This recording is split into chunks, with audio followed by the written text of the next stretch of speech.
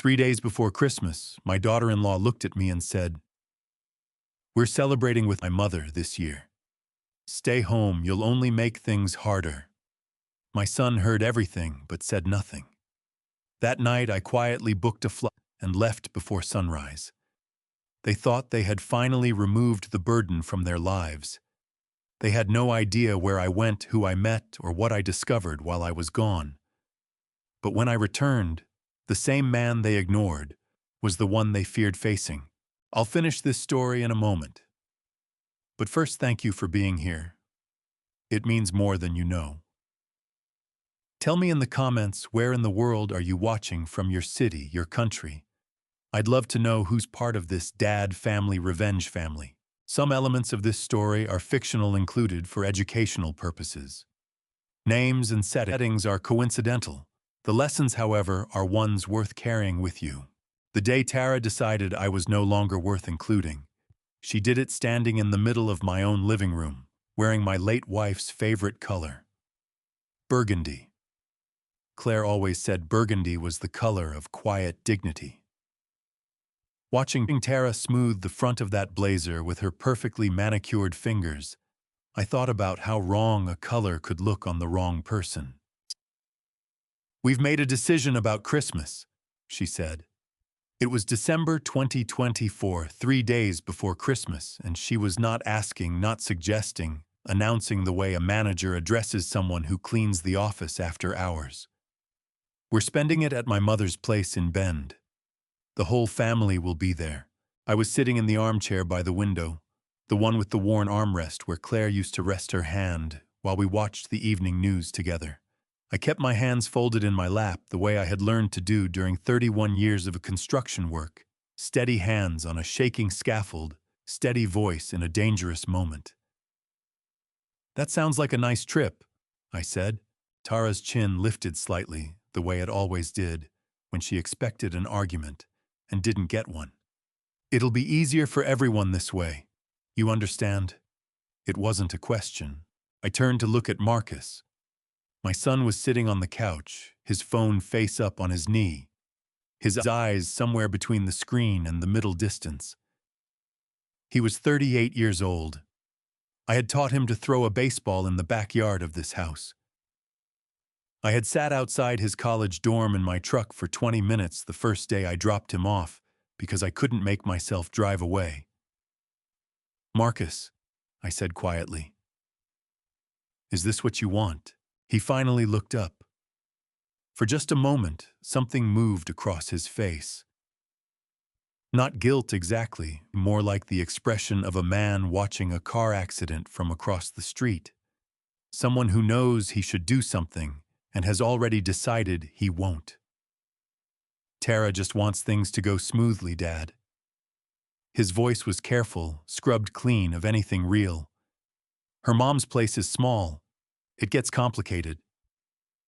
"Complicated," I repeated. The word sat there between us, and I felt something tighten in my chest. Not the sharp pain people fear, but the slow, heavy kind, like a beam settling wrong under too much weight. 31 years of engineering had taught me what that sound meant. Things that settle wrong don't announce themselves. They wait. Tara picked up her coat from the back of the chair. Claire's reading chair, the one I hadn't moved since the funeral, and shrugged it on with the efficiency of someone wrapping up a meeting that had gone exactly as planned. "We'll call you Christmas morning," she said. "You won't be alone all day." "Of course," I said. "Thank you for thinking of that." She had the grace to look briefly uncomfortable. Then the moment passed, and she touched Marcus on the shoulder, the small, firm touch of someone calling a dog to heel. He stood up. He put his phone in his pocket. He did not look at me again as they walked to the front door. I stayed in the armchair.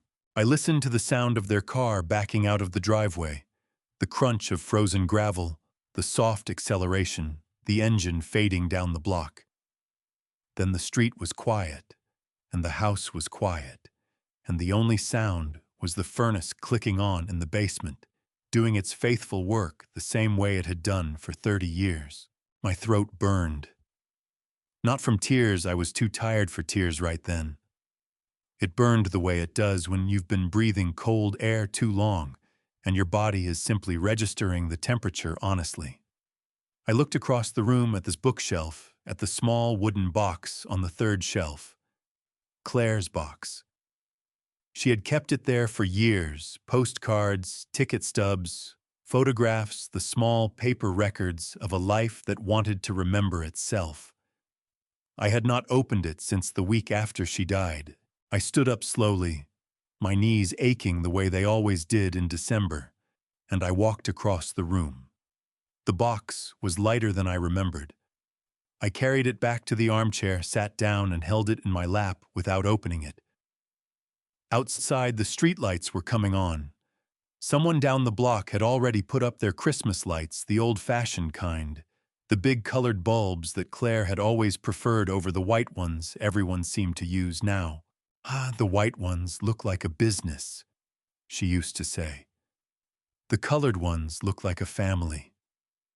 I pressed my hand flat against the lid of the box and closed my eyes. I didn't know yet what I was going to do, but I knew with the same bone-deep certainty I had always felt when a structure was about to fail that something in my life had just shifted past the point of safe return. The box smelled like lavender. After 4 years, it still smelled like her. I lifted the lid slowly, the way you open something you're not sure you're ready for, and the scent hit me so hard, my eyes burned, and my hands gripped the armrests just to have something solid to hold on to. Claire had kept a small sachet in there, dried lavender from the garden she planted our first spring in this house. I had never taken it out. I couldn't bring myself to. There were postcards, ticket stubs, a birthday card I had written her on our 20th anniversary that she had kept all those years without telling me. And underneath everything, tucked flat against the bottom, a page torn carefully from a National Geographic, folded in quarters. I unfolded it. Tuscany. Rolling hills, the color of old gold cypress trees, cutting straight lines against a pale winter sky. A farmhouse in the middle distance that looked like it had been standing since before America existed. Claire had circled it in pencil, a soft, careful circle, the kind you make when you don't want to damage the thing you love. On the back, in her handwriting in blue ink that had faded just slightly at the edges, "Then one day we'll sit on those hills and forget every worry we ever had. Promise me, Walter." My throat closed completely. I pressed the back of my hand against my mouth and sat there in the armchair with the photograph in my lap. And I did not cry. I was past that kind of crying. The kind that releases something. This was the other kind. The kind that just sits in your chest like a stone and waits. A knock at the front door pulled me back. Frank DiMatteo stood on the porch in his flannel jacket, holding nothing, asking for nothing. 15 years as my neighbor, 20 years before that, as a Portland police officer, Frank had a gift for showing up at exactly the right moment and pretending it was coincidence. "Saw your light on," he said. "Figured I'd check." "Come in," I said. "I'll make coffee." We sat at the kitchen table and Frank drank his coffee and didn't ask about Marcus and Tara. He had probably heard their car. He had certainly noticed I was alone. But Frank had never been the kind of man who poked at a wound to prove it was there. "You doing all right, Walter?" he asked finally. "Working on it," I said. He nodded, like that was a perfectly complete answer, and we sat there while the furnace clicked and the coffee cooled. Two old men comfortable enough with each other not to need words to fill every space. After Frank left, I went to my desk and opened my laptop. I wasn't sure what I was looking for. Or maybe I was, and I just hadn't admitted it to myself yet. I typed Tuscany, Italy, December travel. The screen filled with photographs that looked exactly like Claire's clipping. The same hills, the same pale sky, the same cypress trees. I sat there looking at them for a long time, my heart doing something complicated in my chest, aching and lifting at the same time. I found a tour package. 6 days. Florence, Siena, Val d'Orcia. Departing December 25th from Portland International. The price made me pause. $8,940. I had not spent that kind of money on myself since Claire's funeral. Every dollar since then had gone somewhere useful. Marcus's down payment, the grandchildren's school fees, the quiet emergencies that families generate and fathers absorb without comment. I had told myself that was love. Sitting there in the dark kitchen with Claire's photograph on the table beside me, I wondered if it had also been cowardice. Before I clicked away from the page, I checked my secondary bank account, the one I had given Marcus limited access to 2 years ago when I was recovering from knee surgery and needed help with automatic payments. Someone had logged in 3 days ago. No transactions, just a login. At 2:17 in the morning. I stared at the timestamp. Then I took a piece of paper from the desk drawer, wrote down the date and time, and folded it carefully into my wallet. I went back to the travel page. I moved the cursor to the button that said Book Now.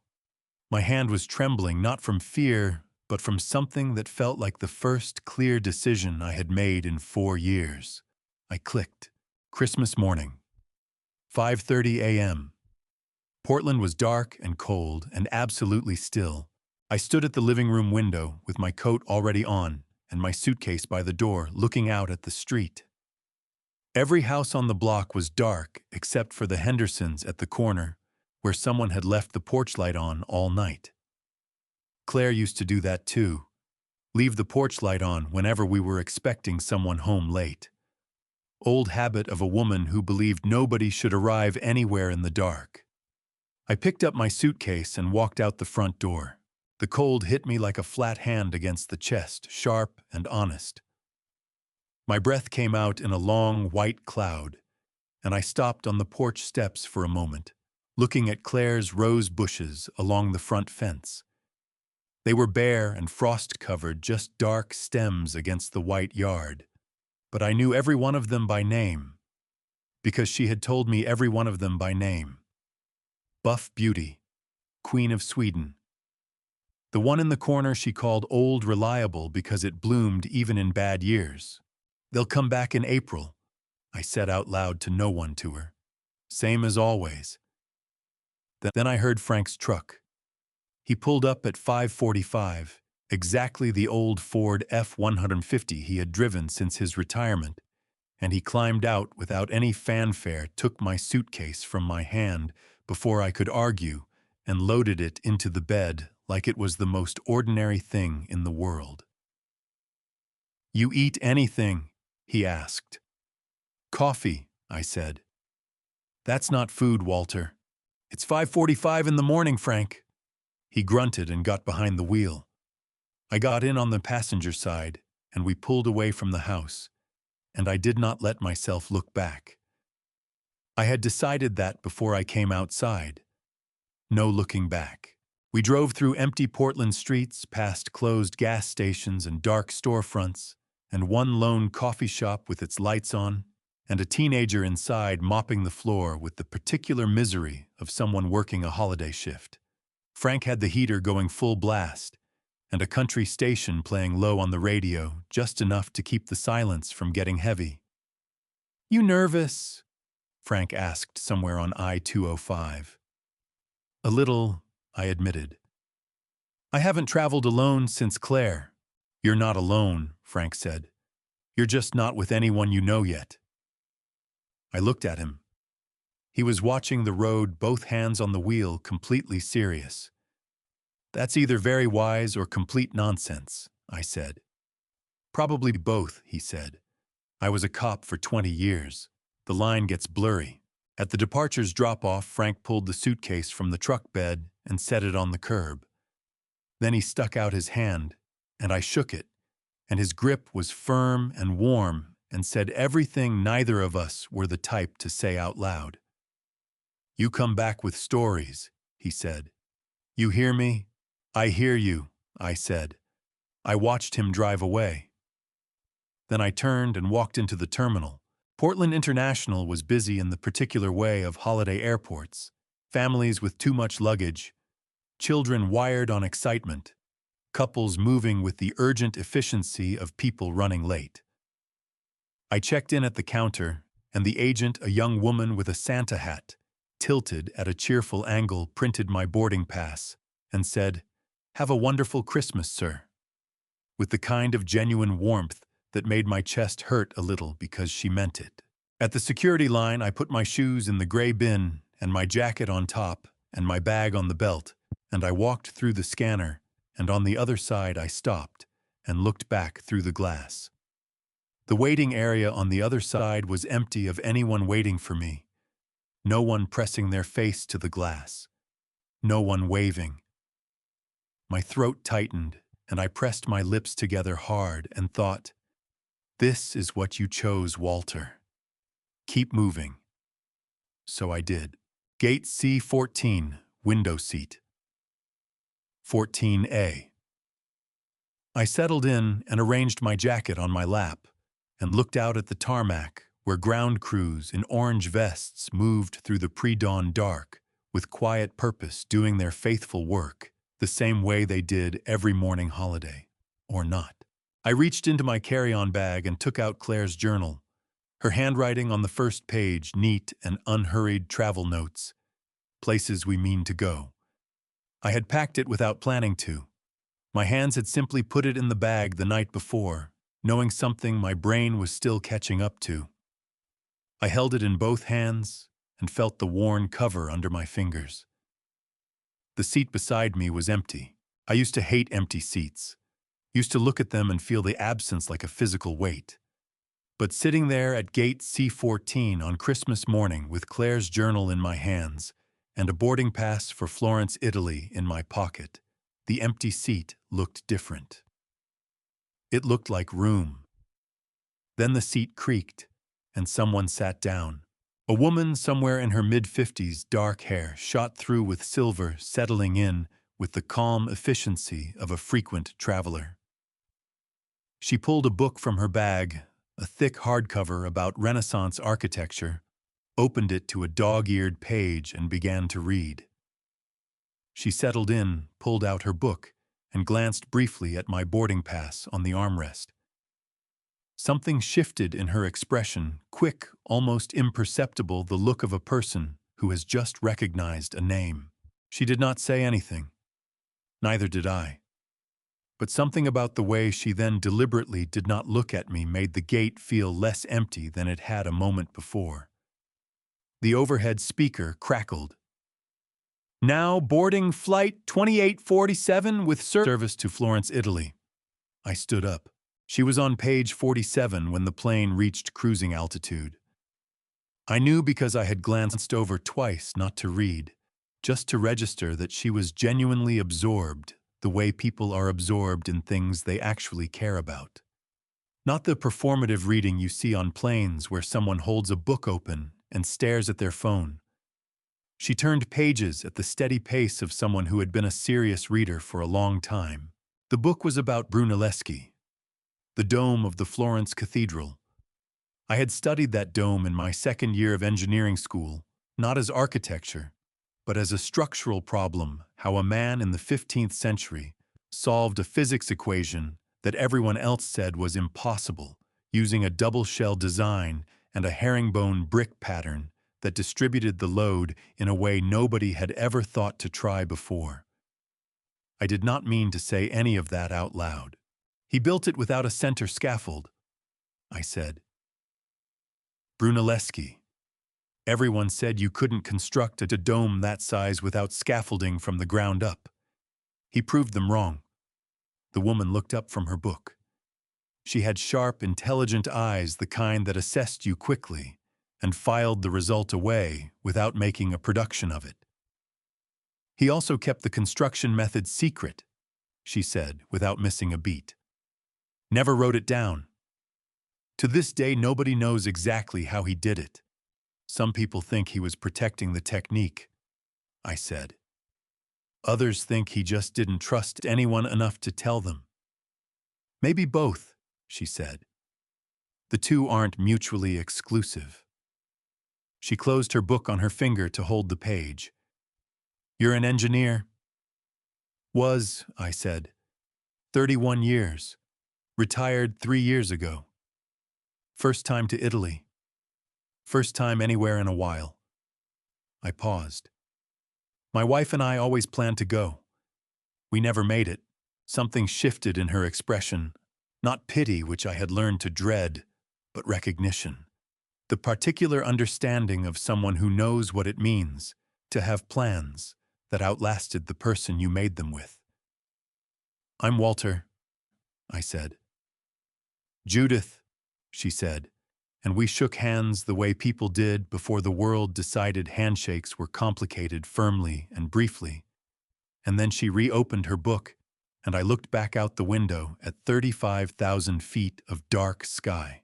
We talked the way you talk on long flights in intervals with comfortable gaps between topics, drifting from architecture to Oregon to the particular difficulty of cooking for one person when you spent 30 years cooking for two. Judith mentioned she was traveling for what she called some necessary distance from work.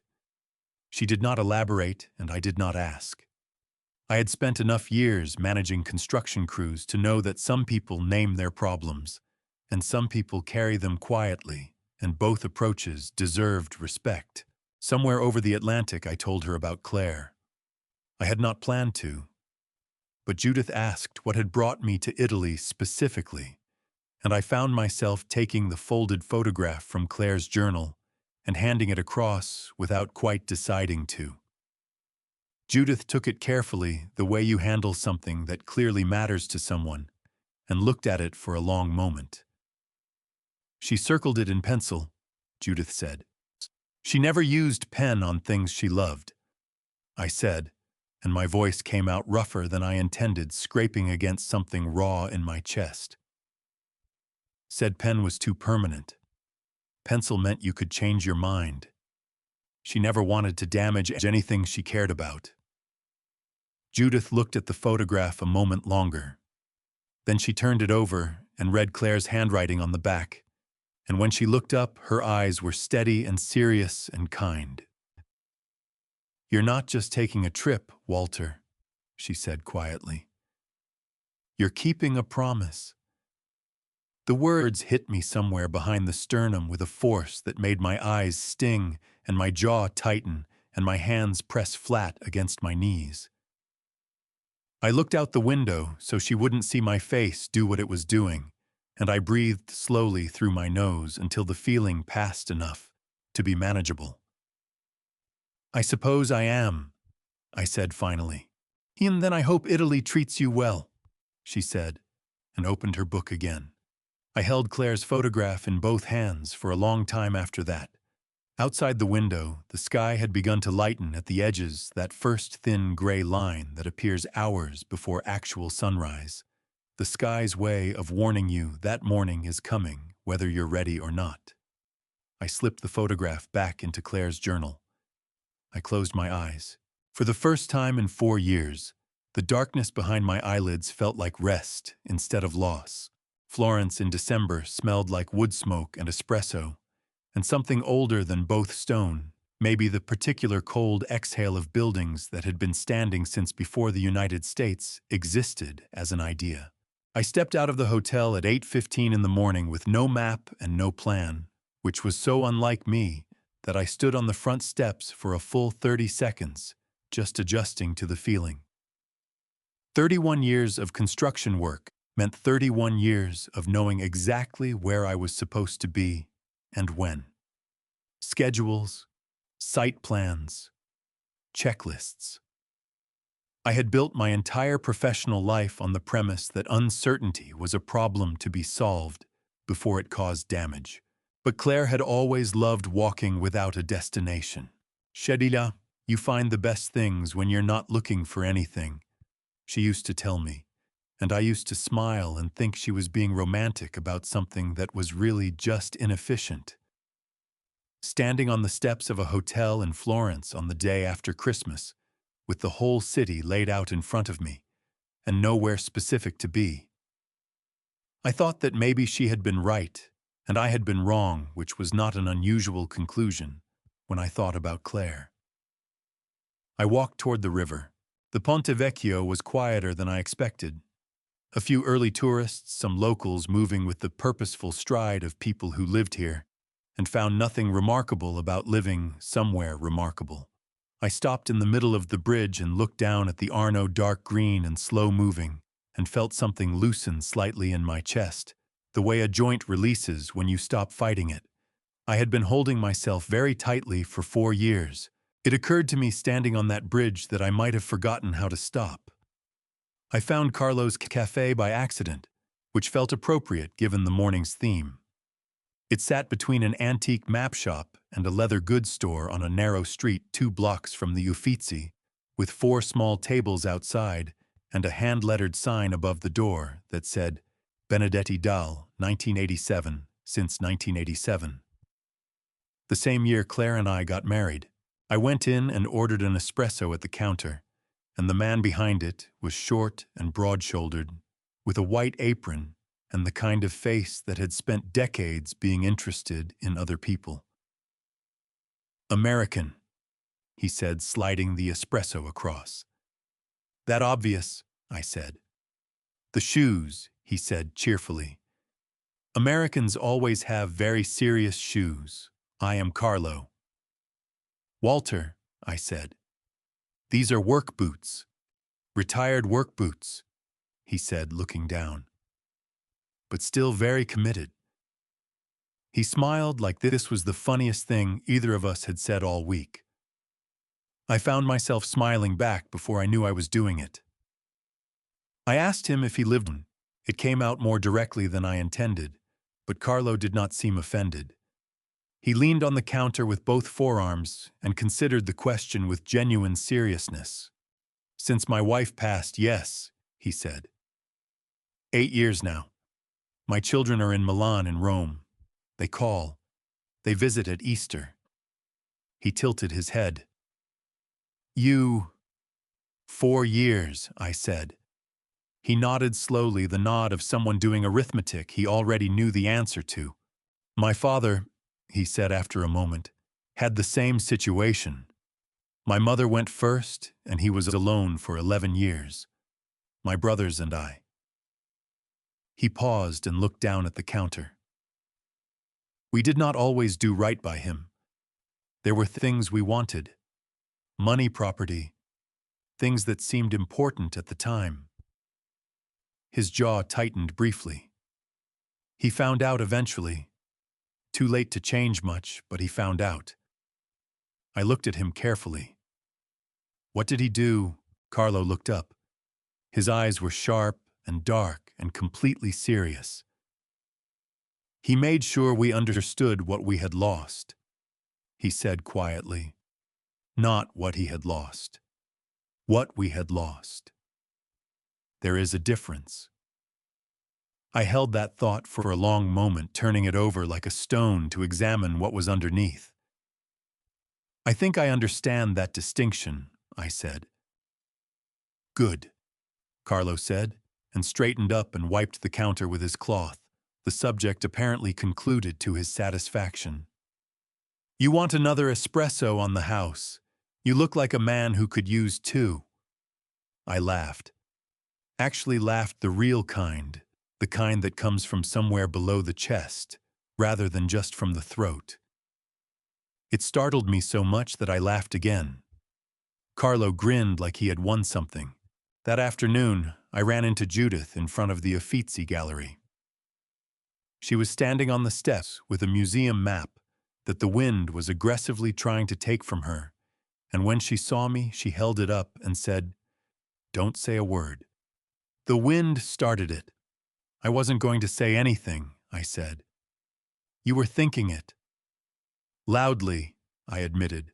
We went in together and spent 2 hours moving through rooms that contained more beauty than I knew how to process, stopping longest in front of Botticelli's Primavera, The pale figures, the strange arrested motion of it, the feeling that something important was happening, just slightly outside the frame.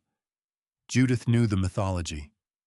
I kept looking at the negative space, the way the composition held together, structurally the way your eye moved through it, without realizing it was being guided. Chaitinho, you look at paintings like you're checking them for load-bearing issues, Judith said. Everything has a structure, I said. Even beautiful things. Especially beautiful things, she said, and she sounded like she was talking about something other than the painting, though I wasn't sure what. Walking back to the hotel in the early dark, Florence closed down fast in December, the light going out of the sky by 4 o'clock. Judith mentioned she was dealing with a work situation that had required her to get some distance. She still didn't say what kind of work. Something about the way she said it made me not ask. My phone buzzed in my coat pocket. I looked at the screen. Tara Grayson calling. My whole body went tight, the way it does when you hear an unexpected sound on a construction site, that instant animal alertness before you know whether it's serious. I looked at the name on the screen for 3 full seconds. Then I answered. Walter. Tara's voice came through the phone, warm and smooth, the kind of warm that costs something to produce. We've been trying to reach you. Where are you? I was standing on a cobblestone street in Florence with the temperature dropping fast and the last of the daylight gone from the sky, and the sound of her voice after 4 days of genuine peace made my stomach contract the way it does when you smell something wrong on a job site before you can see what it is. I'm traveling, I said, a pause. Brief, but there. Traveling, she repeated. Where? Italy, I said. Florence at the moment. Another pause, longer this time. I could hear her recalibrating the almost imperceptible shift of someone whose plan has just encountered an unexpected variable. That's Walter, that's wonderful, she said, and the warmth in her voice went up half a degree, in a way that made it feel approximately twice as cold. How are you paying for that? I mean, do you need any help managing anything while you're away? Marcus and I could check on the house, make sure your accounts are... My accounts are fine, I said. Thank you for thinking of me. Of course. We always think of you. She laughed lightly. Which account did you use for the booking? Just so we know in case anything comes up while you're overseas. And there it was. Not concern. Not affection. A question about which account. My heart did not race. My voice did not shake. 31 years of managing construction sites had trained me to process alarming information without advertising that I had received it. I breathed in slowly through my nose and kept my voice exactly level. My personal card, I said. Everything is perfectly straightforward. Give my love to Marcus. I ended the call. I stood on the street with the phone in my hand and the cold pressing in from all sides, and I thought about the login on my secondary account at 2:17 in the morning, 3 days before Christmas. I thought about it sitting in my wallet on that folded piece of paper. I thought about how Tara's first instinct when she learned I was in another country was to ask which account I had used. My phone rang again before I had taken 3 steps. Marcus this time. I answered. Hey, Dad. His voice was careful in a different way than Tara's, less polished, more effortful, like a man reading from a script he hadn't fully memorized. Tara said you're in Italy. That's great. That's really great. It is, I said. How are the kids? Good, good. They're good. A pause. Listen, Dad. I've been thinking. You've seemed a little, I don't know, scattered lately. Forgetting things. I just want to make sure you're okay financially. I could help you keep track of things. Check in on your accounts. Make sure nothing's slipping through the cracks. The cold air went into my lungs, and I held it there for a moment before I let it out. Who told you I've been forgetting things? I asked. Silence. The wrong kind. The kind that comes from someone buying time rather than thinking. Tara mentioned, he said finally. She noticed some things. Around the house. Tara has not been in my house in 3 weeks, I said.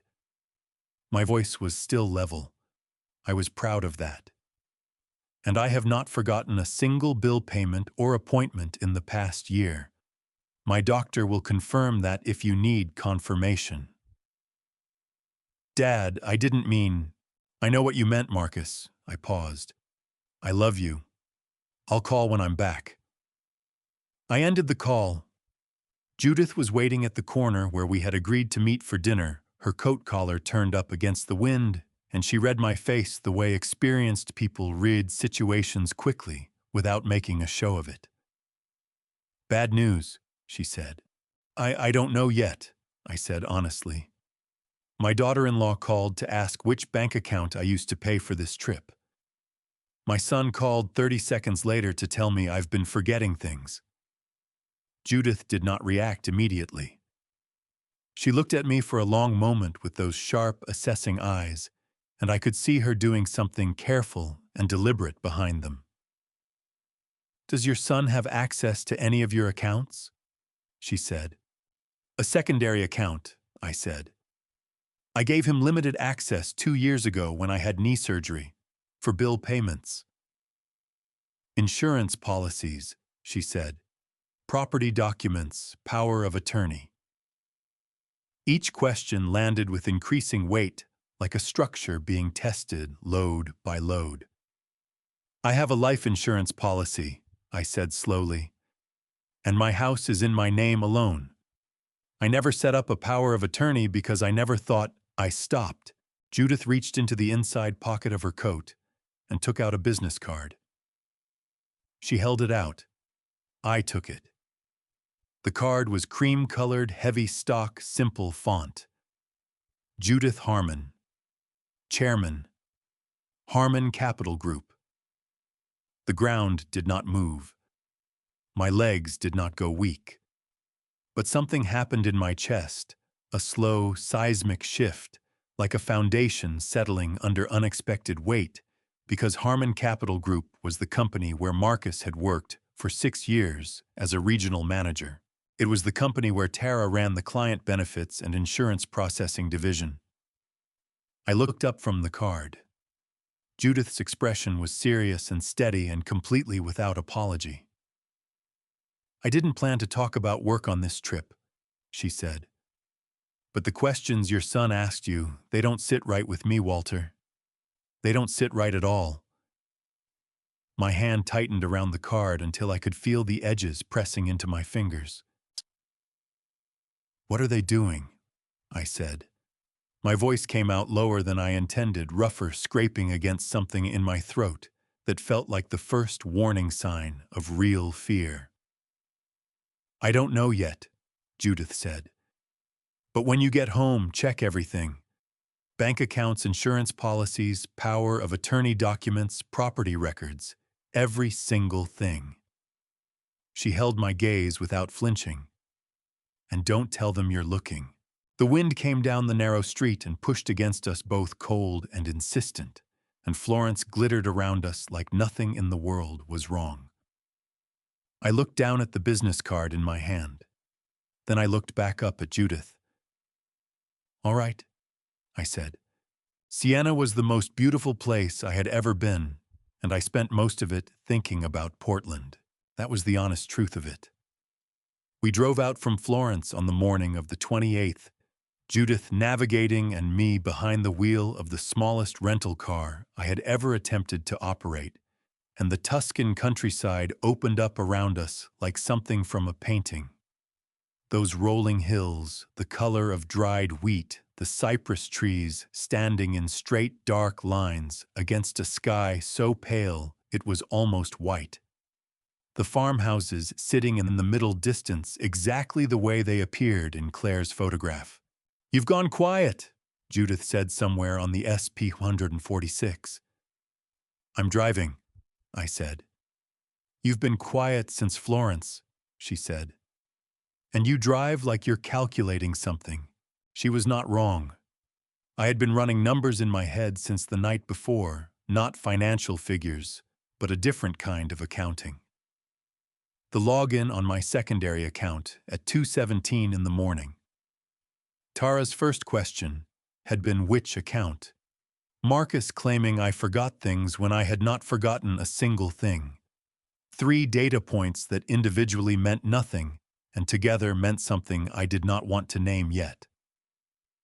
"I'm trying to enjoy Italy," I said. "You're succeeding about 40% of the time," Judith said. "The other 60, you look like a man reading structural reports." I almost smiled at that. Almost. Siena itself was extraordinary. The Piazza del Campo curved like a cupped hand, the medieval buildings the color of rust and honey. The Torre del Mangia rising above everything with the quiet authority of something that had survived 7 centuries and intended to survive several more. I stood in the middle of the piazza and looked up at the tower and thought about what it meant to build something meant to last. And then I thought about the house on Hawthorne Boulevard, where Claire and I had lived for 31 years, and my chest ached with a dull, persistent pressure that no amount of Tuscan architecture was going to fix. We found a small market in a side street, where a vendor was selling wooden items, cutting boards, small boxes, figures carved from olive wood, the grain running in long, warm curves through the pale timber. I picked up a small box about the size of my fist, smooth and perfectly fitted. The vendor said something in Italian, and Judith translated the olive wood from this valley was some of the oldest in Tuscany, some trees more than 1,000 years old. I bought the box without knowing why. My hands just decided, and my wallet followed. "For someone?" Judith asked. "I don't know yet," I said honestly. That evening, we ate at a restaurant, where the waiter had worked the same tables since before Marcus was born, and Judith ordered for both of us in confident Italian that made the waiter visibly pleased, and the food was extraordinary, and I managed to be fully present for approximately 90 minutes, which felt like a personal record for the week. But at night alone in my hotel room with the window cracked, to let in the cold Tuscan air, the numbers started again. On the 30th, our last night, I could not sleep. I got up at 11 and took Claire's journal from my bag and went out to the small balcony that overlooked the valley. The temperature was close to freezing, and I had my coat on over my pajamas, and I looked like exactly the kind of ridiculous figure Claire would have laughed at and then brought a blanket for. The valley spread out below in the moonlight. The same hills, the same dark lines of cypress, the same scattered farmhouse lights that she had circled in pencil on that torn page from a magazine she had never thrown away. I opened the journal to the page where I had written in Florence, the first time I had written in it since we buried her, and I read what I had put there. 3 lines. Simple. I made it to Florence. The dome is exactly as impossible as the books say. I thought of you all day. I picked up the pen. I wrote, "I'm sitting on a balcony in Siena, and the valley looks exactly like your photograph. I mean exactly same hills, same trees, same light on the farmhouses. You would have made me stand here for an hour just looking at it, and I would have complained and then stayed the whole time because you were right the way you were right about most things." I stopped. The pen hovered. Then I wrote, "I'm scared of what's waiting for me at home. I think something is wrong, and I think it has been wrong for longer than I knew. But I'm going to deal with it. I promised you I wouldn't just exist. I'm keeping that promise." I closed the journal. The valley was very still below me.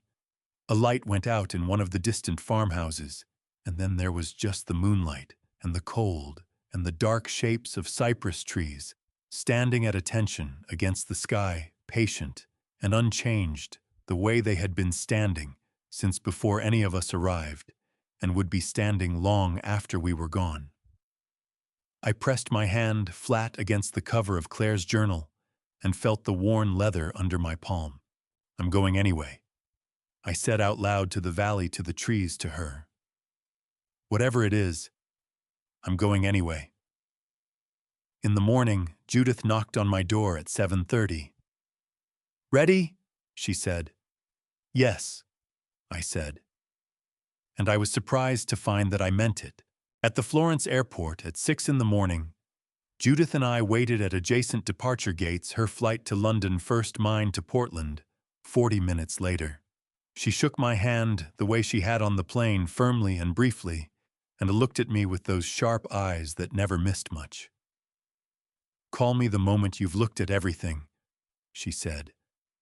"I will," I said. She walked to her gate without looking back, which I respected. I watched her go, and then I turned to face my own gate, and the departures board above it read, "Portland on time," and my heart knocked hard against my ribs. Not from fear exactly, but from the particular feeling of a man who has just committed to walking toward something difficult and is now close enough to see it clearly. I picked up my carry-on bag. I walked to the gate. "Before I tell you what Walter found in that mailbox on New Year's Eve, type 'I'm here' in the comments right now, so I know you're still with me." Because what he was about to read would change everything he thought he knew about the people closest to him. And a quick note. Some details in this story have been adjusted for storytelling purposes. Names, places, and certain events may be fictional. If that's not the kind of content you're looking for, no pressure at all, you're free to step away. But if you stay, I promise it's worth it. It was New Year's Eve, 6 days after I left. The taxi from Portland International smelled like pine air freshener and old upholstery, and the driver had a Christmas station playing low on the radio, the instrumental kind. No words, just familiar melodies rendered in strings and piano. Outside the window, Portland was doing what Portland does on New Year's Eve, lighting itself up against the dark strings of colored lights on storefronts. People in coats moving toward parties and restaurants and whatever arrangements they had made to not be alone when the clock turned over. I watched all of it from the back seat and felt very far away from it. Not unhappy, just separate. The way you feel after a long trip when the place you left and the place you've returned to haven't quite reconciled themselves in your body yet. The house on Hawthorne Boulevard was dark when the taxi pulled up. Claire's rose bushes along the fence were waiting the way they always waited. I paid the driver, pulled my suitcase from the trunk, and stood on the sidewalk for a moment in the cold. The mailbox was full. I had expected that. 10 days of mail. I tucked the suitcase inside the front door, came back out, and pulled everything from the box in one armload: catalogs, a utility bill, holiday cards, from people who still sent holidays cards, and 4 envelopes that were not any of those things. I carried them all inside. I did not turn on the television. I did not make coffee. I sat down at the desk in my office, turned on the lamp, and sorted the envelopes by postmark date. The way I had sorted work orders for 31 years, oldest first process in sequence. Do not skip ahead. The first envelope was from Maplewood Care Center. I did not recognize the name. I opened it carefully, the way you open something from an institution you have never contacted. "Dear Mr. Grayson, we are pleased to confirm your long-term admission arrangement, beginning January 8th. Please have your designated representative contact our intake coordinator to complete the remaining paperwork." My designated representative. I read it twice. Then I set it face down on the desk and picked up the second envelope. Pacific Northwest Life Insurance Company. "Dear Mr. Grayson, this letter confirms that your request to update the primary beneficiary on policy number PNW 4471GR has been processed. Effective December 19th, the primary beneficiary is now listed as Marcus Grayson. December 19th, 3 days before Christmas. 3 days before Tara stood in my living room and told me I would be fine on my own. My hands were not shaking yet. I noticed that. I was still in the part of shock that feels like clarity. The cold, precise attention that comes before the body understands what the mind has just read. Third envelope. First Oregon Bank commercial letterhead.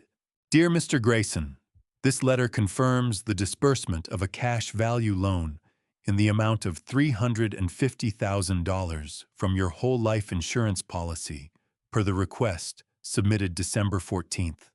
Funds have been transferred to the account on file. $350,000. I set the letter down. I pressed both palms flat on the desk and looked at the wood grain and breathed in through my nose and out through my mouth the way a doctor had once taught me to do when my blood pressure spiked on a job site after a near-miss accident. In through the nose, out through the mouth. Let the body catch up to the facts before you ask it to do anything else. The fourth envelope was from Multnomah County Recorder's Office. This document confirms that a financial power of attorney has been granted to Marcus Allen Grayson effective December 19th, authorizing full management authority over all financial accounts, real property, and contractual agreements held in the name of Walter James Grayson. At the bottom of the page was my signature. I had not signed this document. I knew my signature the way I knew my own handwriting. I had written it on thousands of engineering drawings, permit applications, project approvals over 31 years. The signature at the bottom of this page was close. It was very close. But the angle of the G was wrong, and the loop on the Y sat lower than mine ever did, and whoever had practiced it had gotten 9 things right and missed the 10th in a way that only someone who had signed his own name 10,000 times would notice. I sat back in my chair. Outside, the first fireworks of New Year's Eve went up somewhere to the north, a muffled boom, then a brief crackle, then the distant sound of people cheering. Portland, celebrating the arrival of a year I was now quite certain was going to be the most difficult of my life. My throat burned. My eyes were dry and hot. I looked at Claire's photograph on the desk, the one from our 25th anniversary. Her laughing at something just outside the frame. Her hand raised to keep her hair out of her face, and I felt something move through my chest that was too large and too complicated to have a simple name. They had planned this while she was gone. They had planned this using her absence as cover. I picked up my phone. I called Judith. 1 ring. Then Walter. Her voice was alert, fully awake, as if she had not been asleep, as if she had been waiting. Tell me. 4 letters, I said. My voice came out steadier than I felt, which surprised me. A care facility confirming my admission for January 8th. My life insurance beneficiary changed to Marcus without my knowledge. $350,000 withdrawn from my policy's cash value, and a power of attorney document bearing my signature that I never signed. The line was quiet for exactly 2 seconds. "John, don't call Marcus," Judith said. "Don't contact the insurance company or the bank. Don't touch any of the documents. And don't let them know you've seen any of this." "All right," I said. "I'm going to make a call tonight," she said. "Someone will be at your door tomorrow morning at 8 o'clock. Outside my window, another firework went up.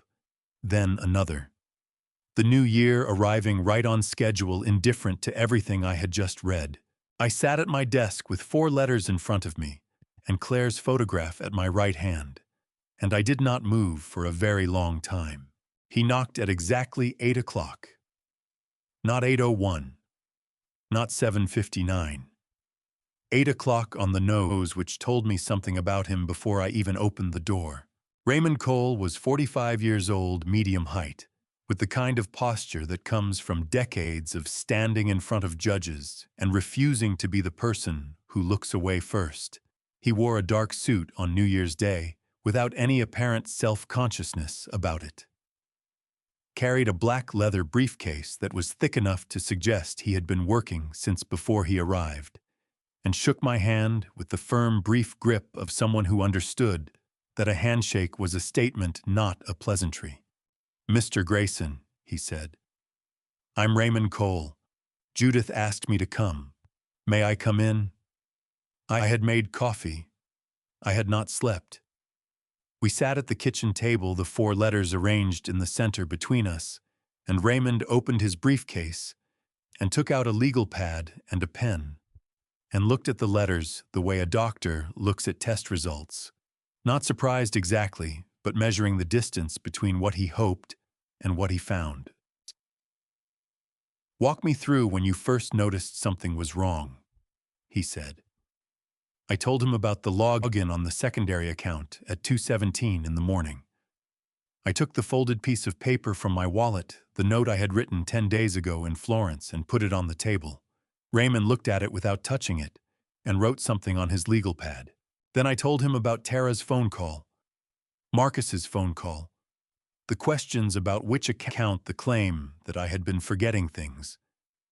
Raymond listened without interrupting. He had the particular stillness of someone trained to absorb information before responding to it, a quality I had always respected in engineers and apparently existed in good lawyers too. When I finished, he picked up the 4 letters one at a time, read each one fully, and set them back down in precise alignment. "All right," he said. "Let me tell you what we're looking at." He went through it methodically, the way I would have walked a client through a structural assessment. "Here is what we found, here is what it means, here is how serious it is. For forgery in the first degree under Oregon Revised Statute 165.013, the signature on the power of attorney document, a Class C felony. Up to 5 years per count, and there were at minimum 4 documents involved. Wire fraud under 18 United States Code 1343, the $350,000 transfer conducted through electronic banking systems. A federal charge, which meant federal investigators, which meant a different level of consequence than state charges alone. Insurance fraud under Oregon Revised Statute 746.070, compounded by the federal statute 18 United States Code 1033, because the insurance company held a federal license. Financial abuse of an elderly or vulnerable person under Oregon Revised Statute 124.110. I was 66 years old. I qualified. I listened to all of it, with my hands folded on the table and my face doing the thing I had trained it to do over 31 years, processing without broadcasting. Then Raymond set down his pen. "There's something else," he said. His voice changed slightly. Not softer exactly, more careful. "But Judith's team began an internal review last night. Tara Grayson's system access logs at Harmon Capital." He paused. "She registered 2 additional life insurance policies under your name, Mr. Grayson, both without your knowledge or consent, both with Marcus Grayson listed as the sole beneficiary." I looked at him. "How much?" I said. "The original policy you held was valued at $5 million, Raymond said. "The 2 new policies add $3 million. Combined beneficiary value to Marcus Grayson." He stopped for just a moment. $8 million. The number landed in the room like a dropped tool on a concrete floor, loud, metallic, impossible to pretend you hadn't heard. $8 million. I looked at Claire's photograph on the counter. The anniversary photo, her laughing, her hand raised against the wind. I thought about the house we had bought together, the garden she had planted, the 31 years of early mornings and ordinary dinners, and the particular comfort of sleeping beside someone you trusted completely. $8 million was the number they had put on my life. Are they planning to hurt me? I said. My voice came out flat and low, scraping the bottom of something. Raymond did not look away. He held my gaze for a long moment, and I could see him choosing his words with the precision of a man who understood that what he said next would not be forgotten. Shakukl. There is no direct evidence of intent to cause physical harm, he said carefully. But elderly men placed in long-term care facilities without family advocacy frequently experience accelerated health decline, and the financial structure they have built. He paused. It is designed for a long payout timeline, Mr. Grayson. It is designed for patience. The furnace clicked on in the basement. Outside Portland was quiet, the particular exhausted quiet of a city the morning after New Year's Eve, everyone sleeping off the celebration of a year that had not yet decided what it intended to do. I pressed my lips together until the burning in my chest subsided enough to breathe around. Then the doorbell rang, a second knock, different from Raymond's. I looked at Raymond. He nodded slightly. He had been expecting this too. I went to the front door and opened it. Frank DiMatteo stood on the porch in his flannel jacket with his laptop under one arm and 2 cups of coffee from the shop on Division Street in the other hand. He looked at my face and then at Raymond, visible through the hallway, and then back at my face. "And I figured you could use both of these," he said, holding up the coffees. "And I figured you should see what my security cameras picked up while you were in Italy." He stepped inside and I closed the door against the January cold, and I felt something shift in my chest. Not relief exactly, but the particular steadiness that comes from realizing you are not standing alone on a structure that is trying to come down. Frank set his laptop on the kitchen table next to Raymond's legal pad, pulled out the chair across from me, and sat down with the unhurried efficiency of a man who had spent 20 years walking into situations that required him to be calmer than everyone else in the room. I have cameras on my property because of the car break-ins on our block last fall," he said, opening the laptop. 3 vehicles hit in 6 weeks.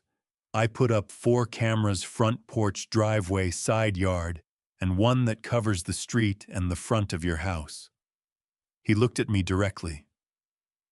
"I want you to understand I was not surveilling you. I just happened to be pointed in your direction." "I know that, Frank," I said. "Good." He turned the laptop to face me and Raymond. "Because what I'm about to show you is going to make you angry, and I need you to know I almost didn't bring it. But then I decided you had a right to see it." The footage was time-stamped and clear. Frank's camera system was newer than I would have guessed, the kind of high-definition setup that captured license plates and faces without any of the grainy ambiguity of older systems. The first clip was December 26th. Marcus's car, the silver Audi I had helped him make the down payment on 3 years ago, pulling up in front of my house at 2:14 in the afternoon. Marcus and Tara getting out. Walking to the front door. Marcus using a key. They were inside for 1 hour and 42 minutes. "That's the day after Christmas," I said. My voice was steady.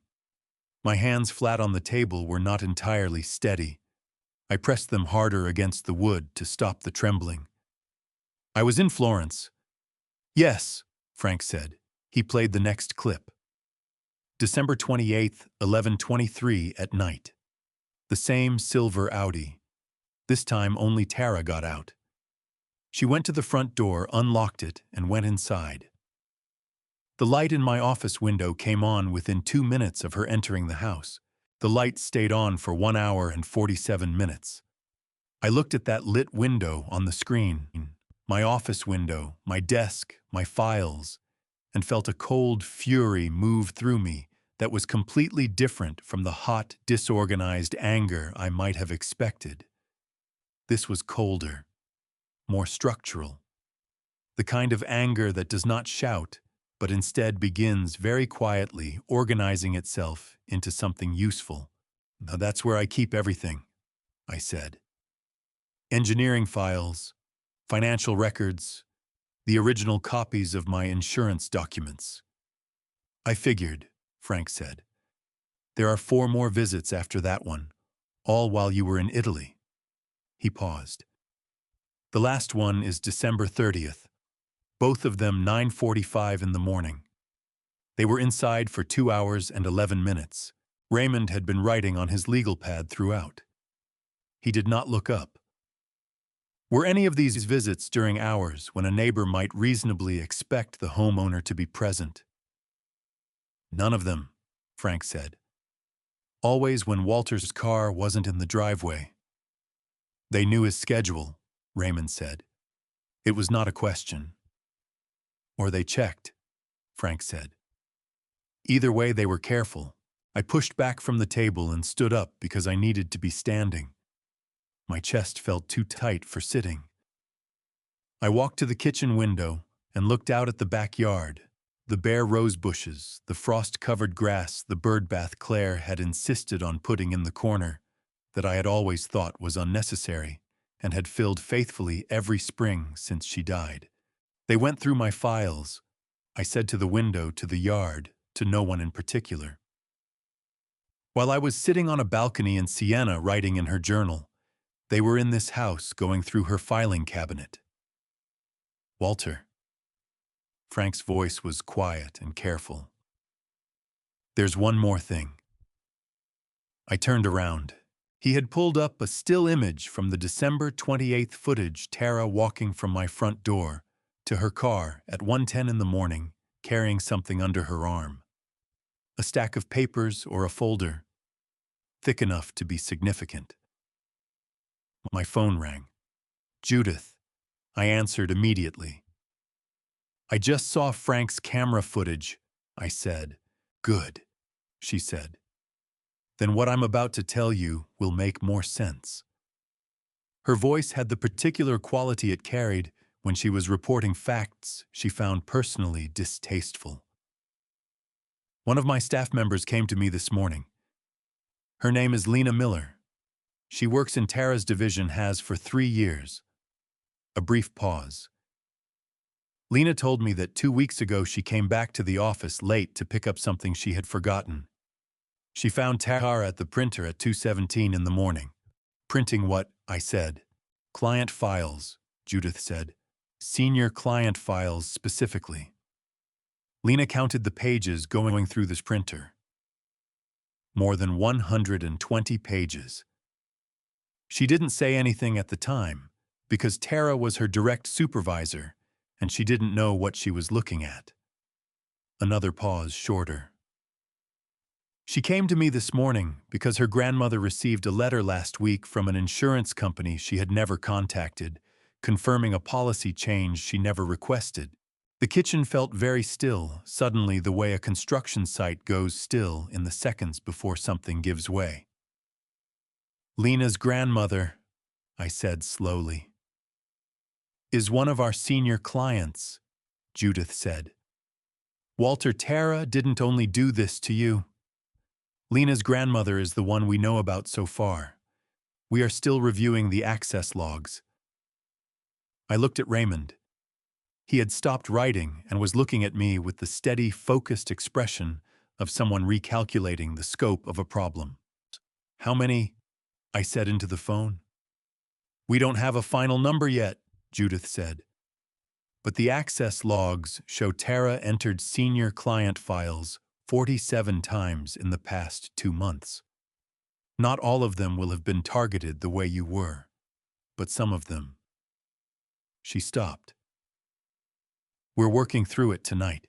I thanked her and ended the call, and stood in my kitchen on New Year's Day with Frank's footage on the laptop and Raymond's legal pad full of notes and the cold January light coming through the window. And I thought about Lena Miller's grandmother opening a letter she hadn't expected from a company she'd never contacted, confused and frightened and not knowing why. I thought about how many other people might have received the same letter.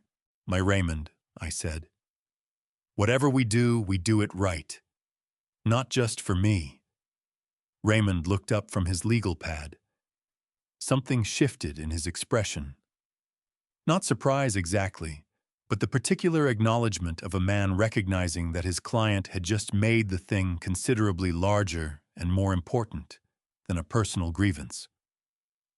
"Understood," he said. "Then we build a case that covers all of them." Raymond arrived at 7:58 the next morning with a briefcase that was noticeably thicker than the day before. Frank was already at my kitchen table with coffee. He had shown up at 7:15 without being asked, the way he had shown up at 2 in the morning during the ice storm of 2019 when my furnace went out, and Claire was already sick and he had spent 4 hours in my basement with a flashlight and a set of tools I did not know he owned. Frank DiMatteo operated on the principle that you did not wait to be needed. You showed up before the asking and let the person decide how much help to accept. Raymond sat down, opened the briefcase, and placed a new folder on the table. "I was on the phone until 2 in the morning, he said. "With Judith with our investigative team and with a colleague who specializes in federal financial crime." He looked at me steadily. "The picture is larger than we discussed yesterday." "Tell me," I said. He opened the folder. Tara Grayson's position at Harmon Capital gave her what's called elevated internal access, the kind granted to division heads who need to move between client accounts for administrative purposes. The system flags unusual access only when it occurs outside business hours or when files are opened repeatedly within a short window.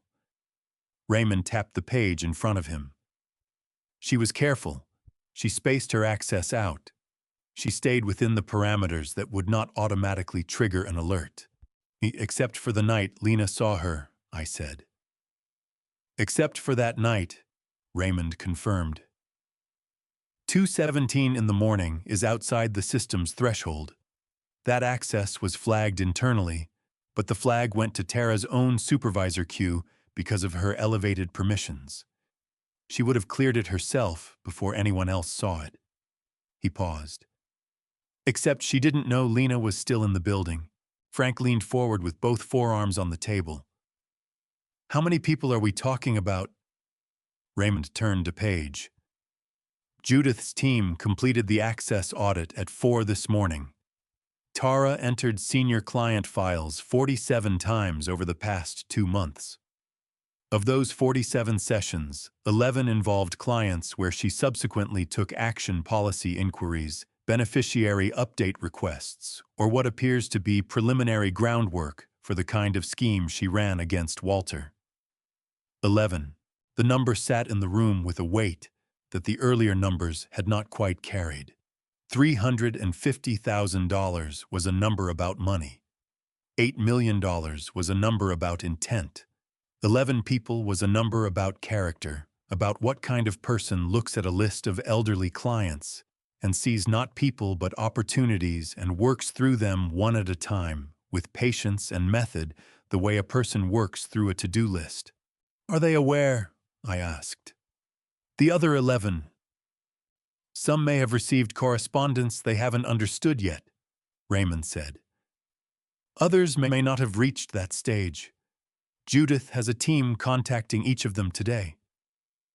He looked at me with the careful expression of a man about to deliver the part of the report that requires the most precision. "Walter, what Tara did to circumvent the standard insurance verification process is important for you to understand because it speaks to premeditation." He explained it the way a good engineer explains a failure from the mechanism outward.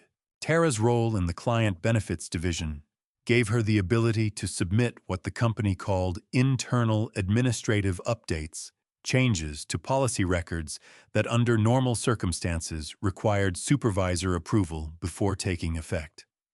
As division head, Tara was her own supervisor for most categories of update.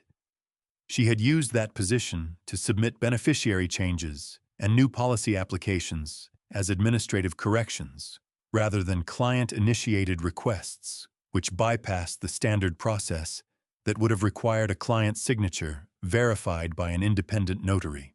The notary whose stamp appeared on my power of attorney document, Raymond told me, was a woman named Gloria Stiles, who operated a small notary business out of a strip mall in Beaverton. She was currently under investigation by the Oregon Secretary of State's office. Her stamp had appeared on 3 other documents in the past 18 months that were now under review. She was paid, I said. It was not a question. Almost certainly, Raymond said. We expect charges to be filed against her separately. Frank made a sound that was not quite a word, the particular low noise of a former police officer hearing a familiar story go exactly the direction he knew it was going to go. There's one more thing, Raymond said. He took a single sheet from the bottom of the folder and placed it in front of me. Judith flagged this specifically. It's a note in Tara's internal system written in the comments field of your file on November 17th. I looked at the printed screenshot. In the comments field, in the small plain font of a corporate database, someone had typed, "Client appears compliant and isolated. Family structure confirms single point of contact. Timeline viable for Q1, November 17th. 5 weeks before Christmas. 5 weeks before Tara stood in my living room in a burgundy blazer and told me it would be easier for everyone if I stayed home. My jaw tightened until I felt it in my back teeth. My hands curled around the edge of the table and I held on because I needed something solid, and the table was what was there.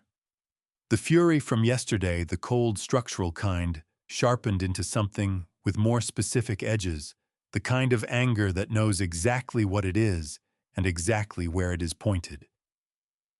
Client appears compliant and isolated, I said out loud. Yes, Raymond said. She wrote that about me. Yes. I looked at the date again. November 17th. I had driven Marcus and Tara to the airport on November 9th for a long weekend trip they had described as a company retreat. They had asked me to water their houseplants while they were gone.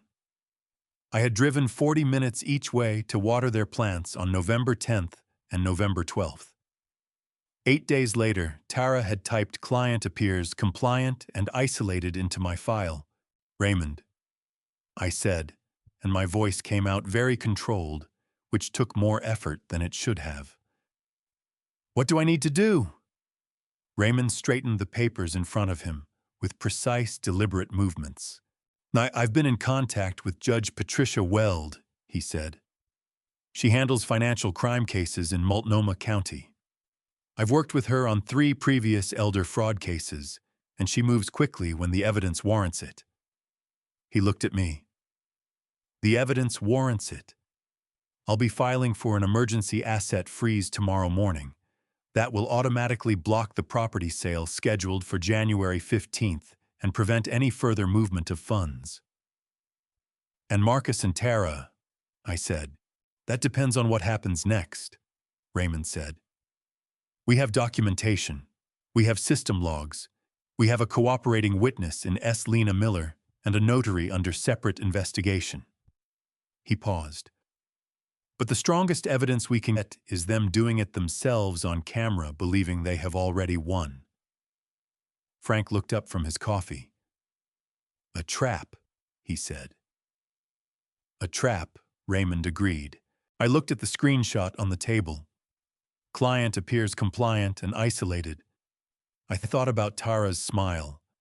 I thought about the way she had said, "We only want what's best for you," and meant something entirely different. Tell me what compliant looks like, I said. I'll practice. Raymond left at noon with a handshake and a list of things he needed from me: copies of the original insurance documents, the deed to the house, the banking records going back 2 years. Frank left 20 minutes later, pausing at the front door long enough to say, "You call me if you need anything tonight. Anything at all." Then he was gone, and the house was quiet, and the January light through the windows had the flat, colorless quality of a day that had no interest in being beautiful. Raymond had left a folder on the table. He had mentioned it almost as an afterthought. The email correspondence between Marcus and Tara that Judith's team recovered from the company server. You don't have to read it tonight. He had said it the way doctors say you don't have to look at the scans right away, which means he knew I would look at them immediately and was giving me permission I did not need. I made a cup of coffee. I did not drink. I sat down at the kitchen table. I opened the folder. The emails were printed in chronological order, oldest first beginning November 14th, 3 days before the note in my file that said, "Client appears compliant and isolated." Raymond's team had highlighted the relevant sections in yellow, but I read every word of every email, including the parts that were not highlighted, because I had spent 31 years reading contracts and structural reports, and I knew that the parts people did not highlight were sometimes the most important parts of all. The early emails were careful. Tara's language was precise and technical references to policy numbers, account structures, timeline projections. She wrote like someone who had done this before or had spent a great deal of time imagining doing it. There was no hesitation in the early emails, no second guessing. Just the flat efficiency of someone who had made a decision and was now executing it. Marcus's responses were shorter, much shorter. Okay, that works. Whatever you think is best. 3 words, 4 words. The responses of a man who was choosing very deliberately to occupy as little of the conversation as possible.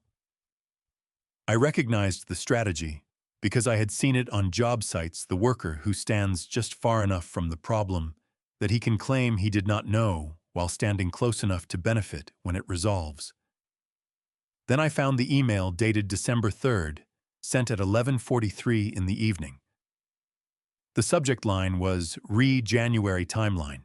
Tara had written, "The power of attorney paperwork is ready. I've confirmed with G that she can process the notarization on the 20th.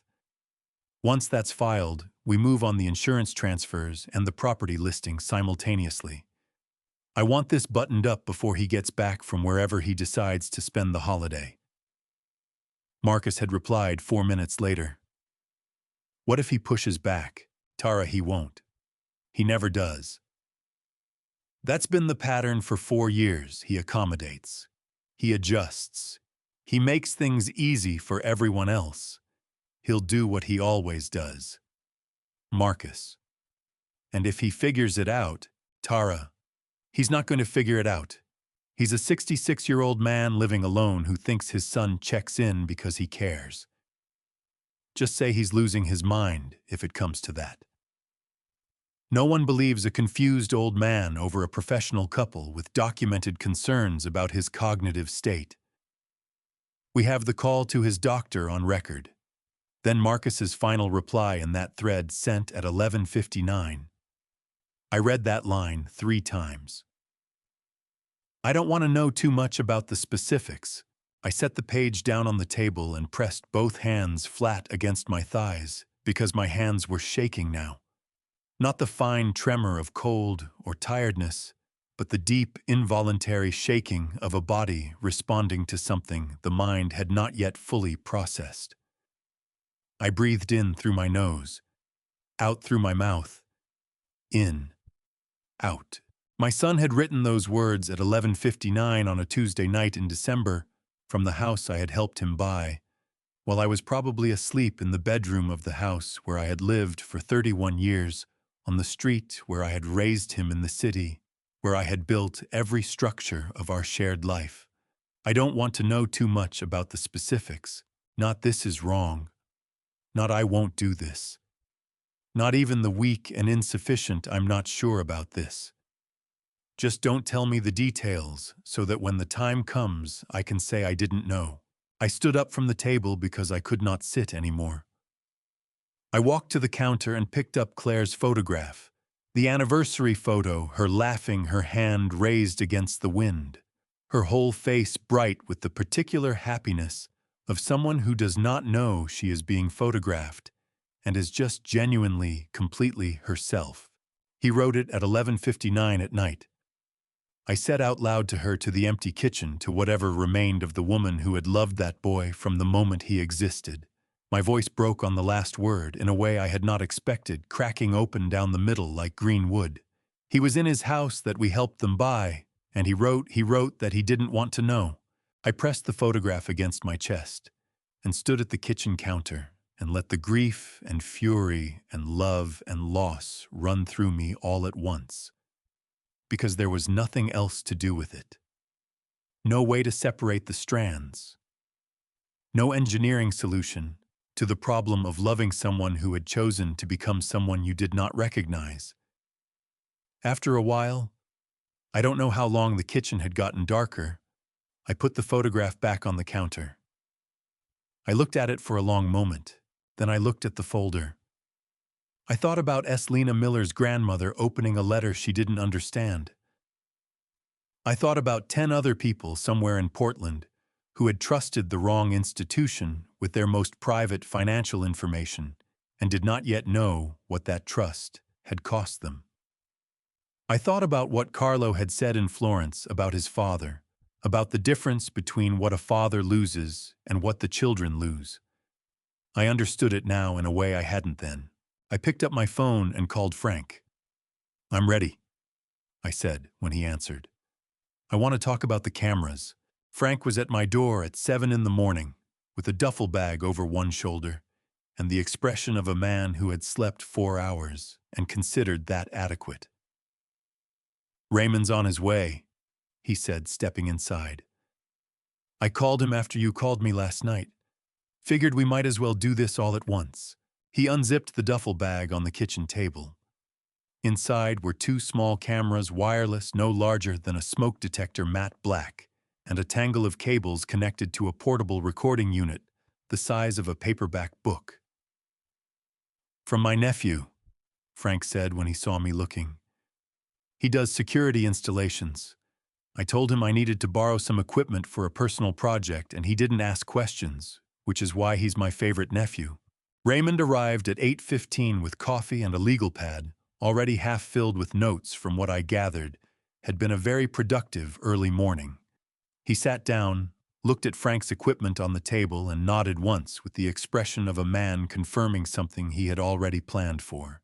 "I'm Judge Weld," he said, without preamble. "I filed the emergency asset freeze application at 6 this morning. She reviewed it by 7:30.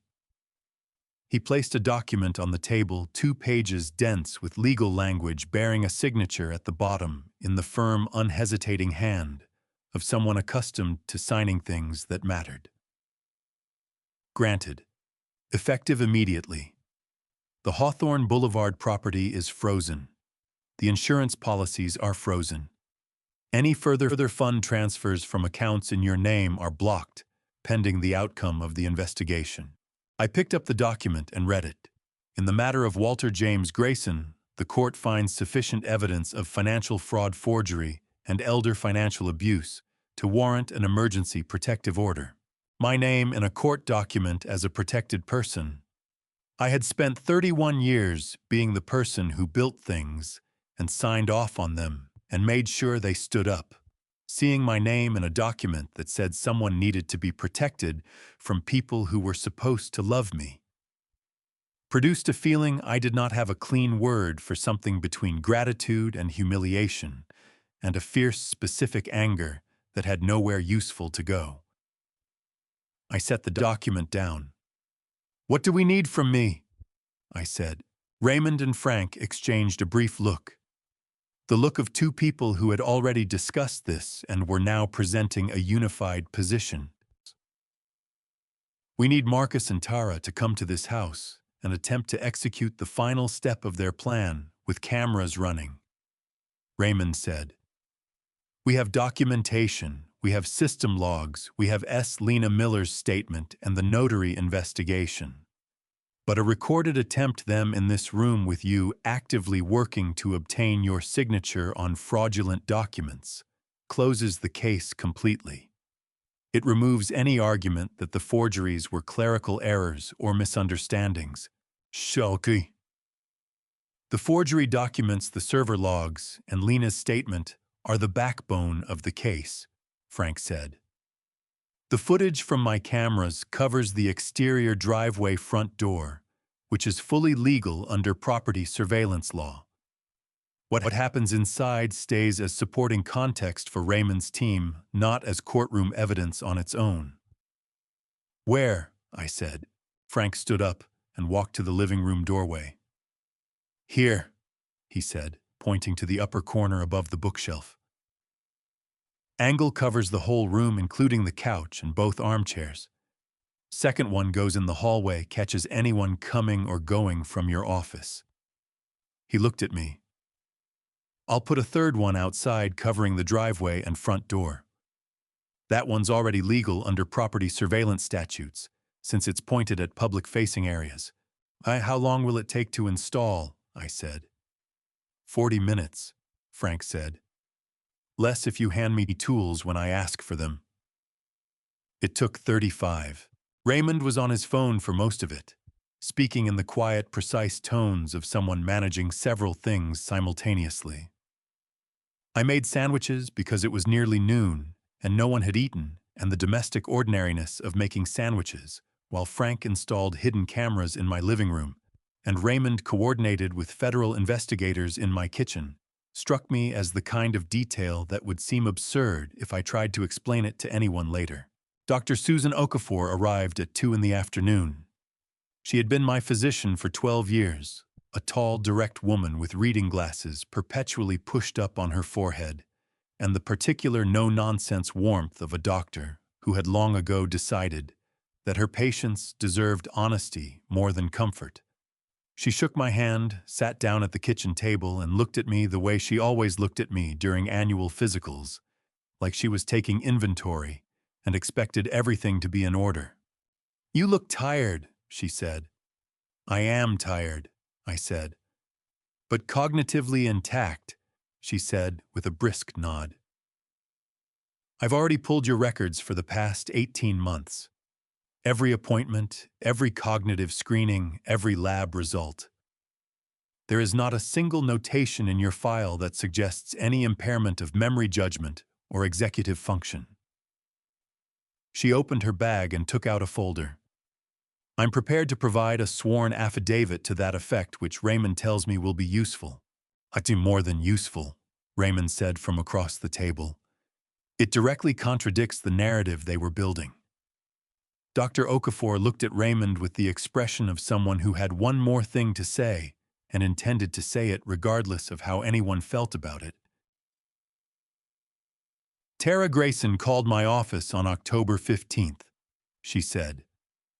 She identified herself as Marcus Grayson's wife and said she was concerned about his father's cognitive decline.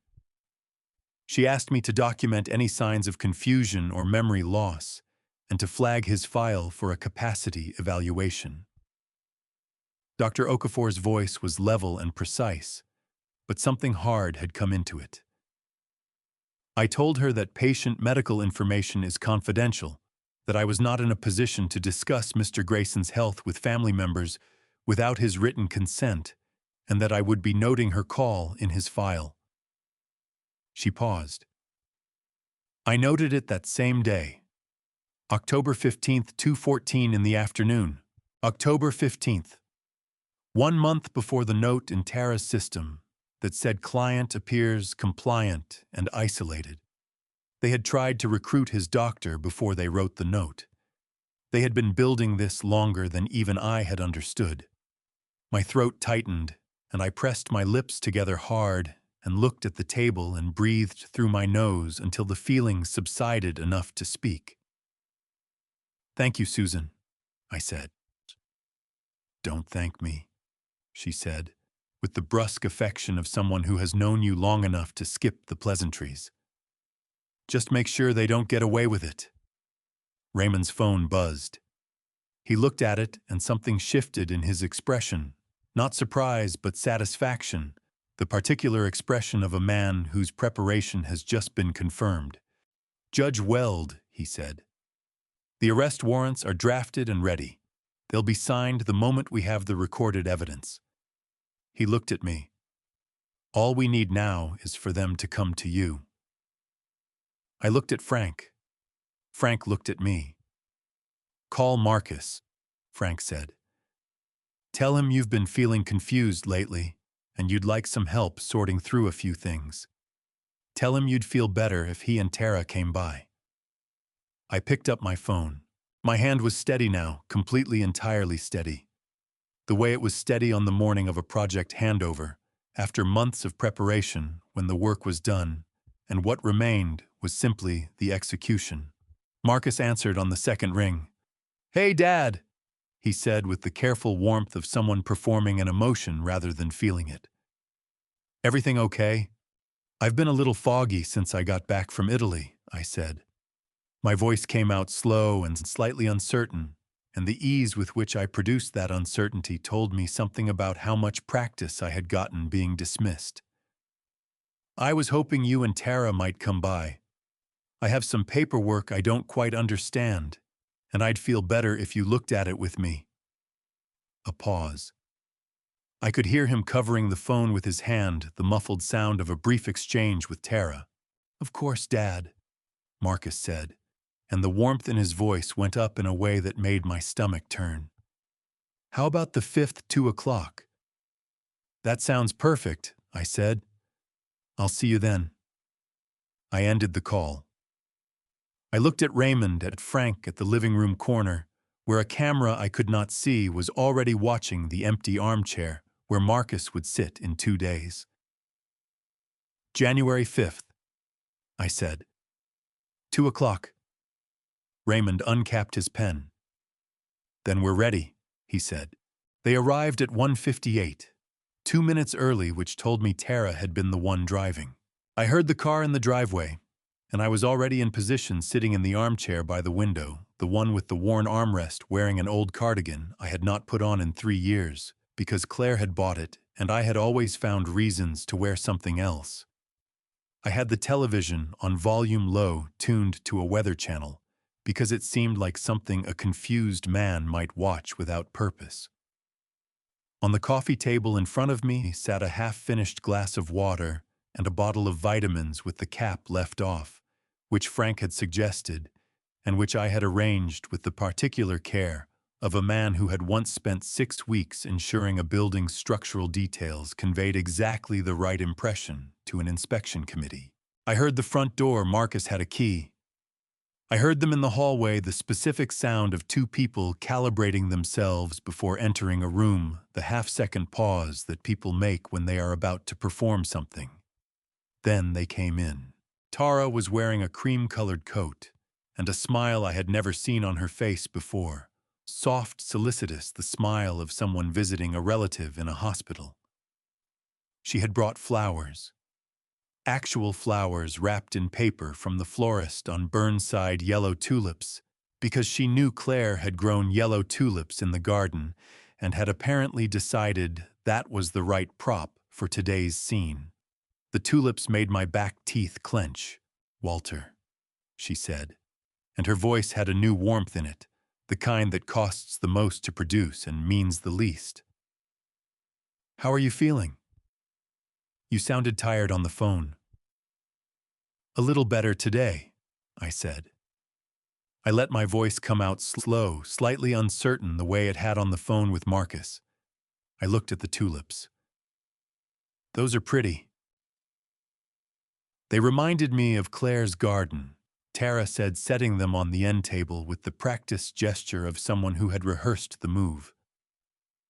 "I know how much you loved her flowers." Marcus came in behind her and sat on the couch.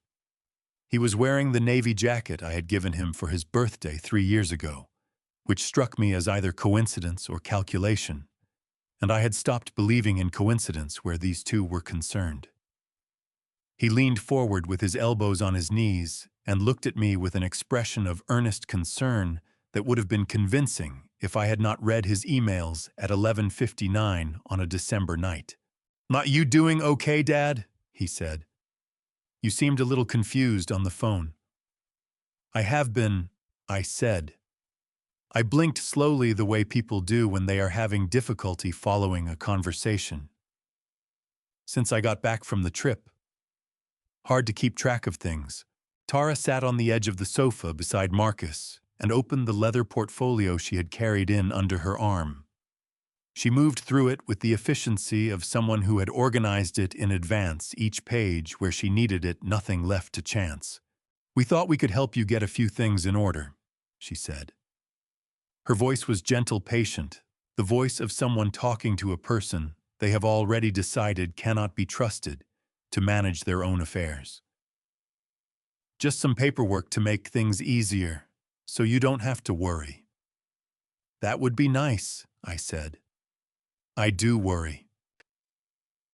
"You don't have to," Marcus said, and reached over and patted my hand, and it took every 31 years of professional self-control I possessed not to pull my hand away. His palm was warm, and his expression was convincing, and his emails had been sent at 11:59 at night, and I held all of that in my chest simultaneously and kept my face doing exactly what it needed to do. Tara laid the first document on the coffee table. "This is just a temporary power of attorney," she said, sliding it toward me. "It lets Marcus help manage your accounts and bills while you're getting back on your feet. Standard document. Very common for people in your situation." People in your situation. I picked up the document and held it at the slight distance of someone whose reading glasses are not quite the right prescription. And I looked at it without reading it because I had already read the real version of this document, and I knew exactly what it said and exactly what it was worth. "There are a lot of pages," I said. "It looks like more than it is," Tara said smoothly. "You only need to sign at the marked tabs. Marcus and I have already reviewed everything." I reached for the pen she was holding out. I fumbled it. It rolled off the coffee table and landed on the rug, and I watched Marcus's hand shoot out to pick it up before it had fully stopped rolling, the fast, reflexive reach of someone who needed this to go smoothly and was not going to let a dropped pen be the thing that slowed it down. He held it out to me. "It's okay, Dad," he said. "Just sign where the tabs are." I took the pen. I looked at Marcus. For the first time since they had come in, he met my eyes directly, and I let myself look at him. Really look at him the way I had not allowed myself to do since I read his emails, because looking too directly would have broken something in my face that I could not afford to have broken yet. I looked at the boy I had driven 40 minutes in each direction to water houseplants for while he was at a retreat in November. The boy whose college tuition I had paid, whose car down payment I had made, whose wedding I had stood at with a heart so full I had cried in the bathroom afterward because I was happy and did not want to embarrass him. In his eyes, calculation, urgency, the specific impatience of a man waiting for a transaction to complete. I signed where Raymond had told me to sign. The documents were worthless. Raymond had prepared substitute pages that looked identical to the originals, but contained language that made them legally inoperable. Marcus and Tara did not know that. They would not know it until it was too late. "Perfect," Tara said, and the relief in her voice was so poorly concealed that it cost her the performance she had spent months building. She gathered the documents with hands that moved just slightly too quickly. "This is really the best thing, Walter. You'll feel so much better knowing everything is handled." "I'm sure I will," I said. Then I asked the question Raymond had told me to ask, because it was the question that would either confirm everything or reveal nothing, and either way, we needed it on camera. "You won't sell the house, will you?" I said. "I'd hate to lose the house." Marcus's jaw tightened for exactly 1 second before he smoothed it out. "Of course not, Dad," he said. "Nobody's selling anything." Tara touched my arm. "This is all just to help you," she said. That's all it's ever been about. She looked me directly in the eyes when she said it. I looked directly back. And in that moment, behind the careful vacancy I had arranged on my face, I thought about the tulips she had brought Claire's flowers used as a prop. And I thought about what Carlo had said in Florence. And I thought about 11 other people somewhere in this city who did not yet know what had been done to them. And I felt something settle in my chest that was not anger and was not grief, but was something harder and quieter than either. Resolve, maybe, the kind that does not announce itself. After they left Tara moving quickly, Marcus not looking back at the door, I sat in the armchair for a long time without moving. Outside, Frank's car was parked 2 houses down on the opposite side of the street. He had been there since 1:30. My phone buzzed. A text from Frank. Got everything. Tara's hands were shaking when she took those documents. I looked at that text for a long moment. Then I typed back, so were mine. She just couldn't see it. The night before, I could not stay still. Not from fear, or not only from fear. It was something more specific than that, the particular restlessness of a man who has done everything he can do and now has nothing left but to wait for morning to arrive and bring with it whatever it brings. I walked through the house. I did not plan to. I just found myself moving from room to room the way you move through a place you are trying to memorize, slowly with attention. Stopping in each doorway long enough to let the room register fully before moving on. The kitchen first. 31 years of breakfasts at that table. Claire always made her coffee too strong and mine too weak, and we had argued about it gently for 3 decades and never resolved it. Which was exactly right, because some arguments are not meant to be resolved. They are meant to be had over and over, because the having of them means you are still together.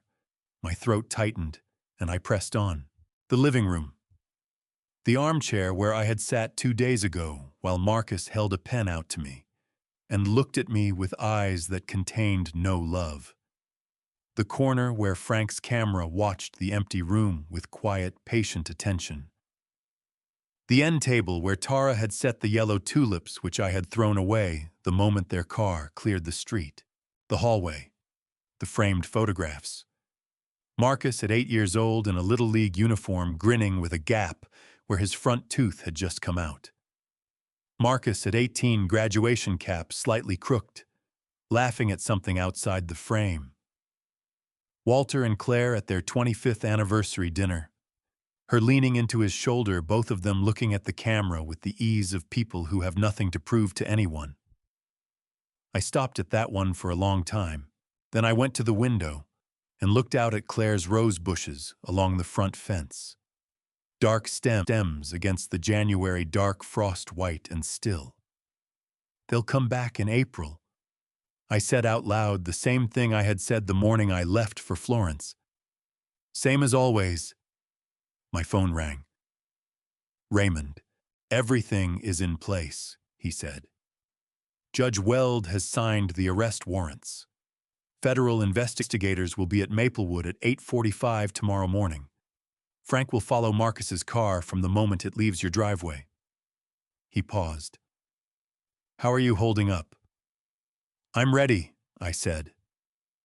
That's all I needed to know, Raymond said, and ended the call.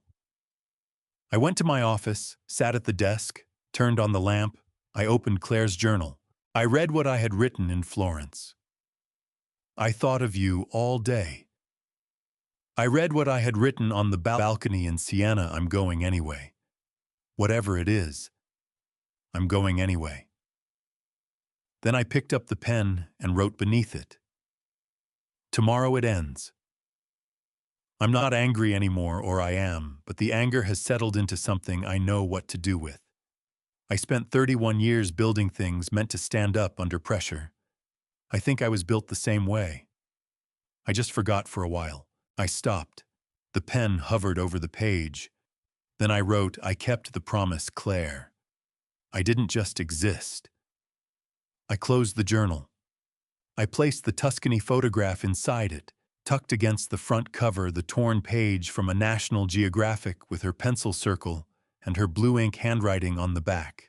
I closed the journal around it and set it on the corner of the desk where I would see it first thing in the morning. I turned off the lamp. I sat in the dark for a minute just breathing. Then I went to bed. And this was the thing that surprised me most. I slept. Not fitfully, not in fragments, but fully and completely the deep, uncomplicated sleep of a man who has made his decision and finished his preparation and has nothing left to do but trust that the structure he has built will hold. The alarm went off at 6:30. I got up, made coffee, drank it standing at the kitchen window, looking out at Claire's rose bushes in the early gray light. At 7:15, the doorbell rang. Marcus stood on the porch with a small gray suitcase in one hand and a smile that did not reach anywhere near his eyes. "Morning, Dad," he said. "Ready to go." I looked at my son, really looked at him one last time the way you look at something before you have to stop pretending it is what you wished it was. "I'm ready," I said, and I picked up my coat and walked out the door. I looked at my house one last time before I got in the car. The front yard quiet and unchanged. The window of my office where a camera no one could see was still recording an empty room. 31 years of a life standing in the January cold, looking exactly like itself. I got in the back seat. Tara was in the front passenger seat with her phone already in her hand, fingers moving across the screen before Marcus had even started the engine. She turned and gave me the hospital visit smile, soft, practiced, entirely hollow. "All set, Walter," she said. "Maplewood is really lovely. You're going to be very comfortable there." "I'm sure I will," I said. Marcus pulled out of the driveway. He kept both hands on the wheel and his eyes on the road, and he did not look at me once in the rearview mirror, which told me everything I needed to know about what kind of man my son had become and what he understood somewhere beneath the rationalizations about what he was doing. 2 houses down on the left, Frank's old F-150 sat at the curb with its engine running. I did not look at it. We turned onto Hawthorne Boulevard and Portland moved past the windows the way it always did. The coffee shops, the bookstores, the old apartment buildings with their covered porches, the neighborhoods I had delivered materials to and built things in for 3 decades. A city I knew the way you know a place where you have done real work, not as a tourist, but as someone who has put his hands into it and left something of himself behind. Tara's phone rang. She answered immediately. "Hi, this is Tara Grayson calling about the property on Hawthorne Boulevard." Her voice shifted into the bright, efficient register of someone conducting business. "I'm just confirming the closing date, January 15th. And the buyer has already transferred the deposit." A pause. "Perfect. We'll have the keys ready by noon on the 15th. Thank you." She ended the call. She turned to Marcus and said quietly, but not quietly enough, "We're all set." Marcus's hands tightened on the wheel. He said nothing.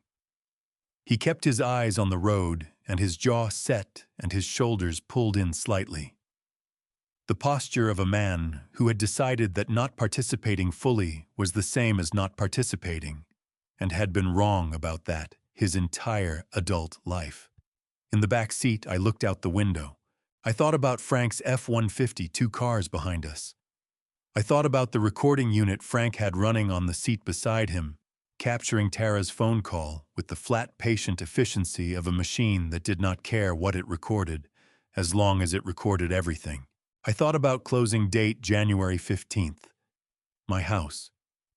The house where Claire had planted roses and taught herself to make bread and marked the heights of grandchildren who would visit on the doorframe of the kitchen pantry. Being discussed as a transaction in my presence on the way to the facility where they planned to put me until I was no longer a problem they had to manage. My chest did not tighten. My hands did not shake. I had moved past the part where my body reacted to things. I was in the part that came after the still deliberate place where everything had already been decided, and what remained was simply to arrive. The car slowed. Through the window, I saw the sign Maplewood Care Center, a place to thrive. Tara opened her car door before Marcus had fully stopped. She was already talking, already managing, already moving at the pace of someone executing a plan they had been rehearsing for months. "The intake coordinator is expecting us," she said. "Walter, just follow my lead and—" She stopped. Because standing on the pathway in front of Maplewood Care Center were two Portland Police Department cruisers, a dark, unmarked federal vehicle, and four people I recognized. Raymond Cole in his dark suit, holding his briefcase. Judith Harmon in a gray coat standing very still. Frank DiMatteo, who had peeled off 2 blocks back and taken Belmont straight through while Marcus sat at the light on 39th, his recording unit already in his hand. And 2 federal investigators in dark jackets I had not seen before, moving with the quiet efficiency of people who had done this many times. Tara made a sound that was not quite a word. Marcus's foot hit the brake so hard the car lurched. I opened my door and stepped out into the cold morning air and stood up straight and turned around and looked at my son through the car window. He was staring at me with his mouth open and his face doing something I had never seen it do before, collapsing inward, all the careful architecture of the past several months falling away at once, leaving behind something raw and young and terrified. I held his gaze for exactly 3 seconds. Then I turned away and walked toward Raymond and Judith and Frank, and I did not look back. Before I tell you what Walter saw when that car door opened, drop a "justice" in the comments if you believe people like Marcus and Tara deserve exactly what's coming. I want to see how many of you are still here for this moment, because this is the moment everything turns. Quick reminder. This story includes some fictional elements woven in for dramatic and educational purposes. Certain names and details may not reflect any specific events. If this style of storytelling isn't for you, feel free to choose something else. But for those of you still here, let's finish this together. Judith stepped forward first. She moved with the unhurried authority of someone who had been in difficult rooms for 30 years and had long since stopped needing to announce herself before entering them. She stopped 2 feet from Tara's car door and looked at Tara with an expression that contained no anger and no satisfaction, just the clear, level attention of someone completing a task that needed completing. "Tara Grayson," she said. "Your employment with Harmon Capital Group is terminated effective this morning. All records of your unauthorized system access, your client file tampering, and your related correspondence have been transferred to the FBI field office in Portland. Federal investigators will be in contact with you directly." Tara's face went through 4 expressions in approximately 2 seconds. Disbelief, then calculation, then something that looked briefly like fear before it hardened into the only thing she had left. "This is a misunderstanding," she said, and her voice came out sharp and bright and completely unconvincing. "Walter, tell them you signed those documents voluntarily. You agreed to everything. Tell them." She looked at me with the specific desperation of someone who has just realized that the person they spent months treating as a prop has become the most important person in the room. I looked back at her and said nothing, which was its own kind of answer. One of the federal investigators stepped to the driver's side. Marcus opened the door before the investigator reached it. Not cooperation exactly, more the movement of a man whose legs have stopped waiting for instructions from his brain. He stood beside the car with his hands at his sides and his face the color of the January sky. "You said he didn't know," Tara said to Marcus, and her voice cracked down the middle with a fury that had nowhere useful to go. "You told me you said he was confused, that he'd never figure it out." "You said it was safe," Marcus said, and his voice came out low and ragged.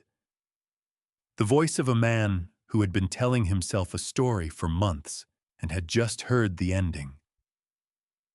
You said the notary was reliable. You said no one would look twice at, do not do this right now. Tara said, her voice rising.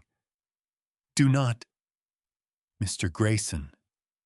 The federal investigator addressed Marcus with the flat, professional courtesy of someone accustomed to people falling apart in front of them. I need you to step away from the vehicle, please. Marcus stepped away from the vehicle. He looked at me. I had been watching him since he got out of the car, and what I saw in his face in that moment was not the calculation I had seen when he held out the pen 5 days ago. It was something rawer than that, the particular expression of a man who has just understood at a cellular level exactly what he has done and exactly what it has cost him. His eyes were wet. His jaw was working. He looked like the boy in the Little League photograph, and nothing like the man who had typed, I don't want to know too much about the specifics at 11:59 on a December night. I walked toward him. He flinched slightly, which told me something about what he expected. I stopped 2 feet away and looked at my son, really looked at him the way I had been refusing to look at him for 6 weeks. Because looking directly at a thing you love that has become a thing you grieve is one of the hardest tasks a person can perform. You didn't put me in a care home, Marcus, I said. My voice was steady and quiet and cost me more than I showed. You put yourself in prison. He pressed his lips together, and a sound came out of him that was not a word, the sound of a man swallowing something that is too large to swallow. Dad, he started. I know, I said. And I did know. I knew he had been weak where I had hoped he would be strong. I knew Tara had led, and he had followed, and that following had been its own kind of choice.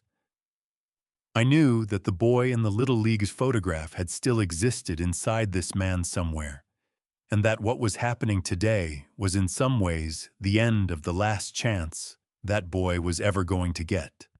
I turned and walked back to where Raymond and Judith and Frank were standing. Behind me, I heard the investigator speaking in the careful, formal language of federal procedure. I did not turn around. Raymond's phone buzzed once. He looked at it, then at me. Judge Weld signed the final order 20 minutes ago, he said. The asset freeze remains in place. The property sale is voided.